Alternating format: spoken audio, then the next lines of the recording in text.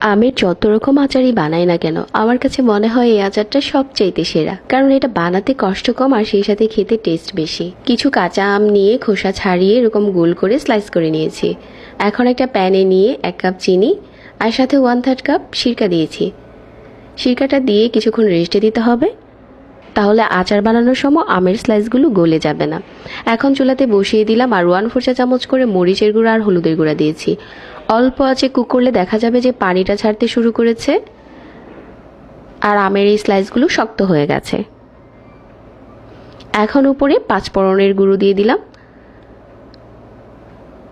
আর এই আচারের মশলাটা কিন্তু আমি আগে থেকে শেয়ার করেছি।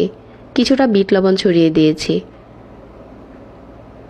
একটু ভালো করে নেড়েচেড়ে আরও কিছুক্ষণ এটা টানিয়ে নিচ্ছি। এই আচারটা বানানো এতটা সহজ আর এটা কিন্তু বছর জুড়ে ভালো রাখতে পারবেন। আচারের কালারটা যখন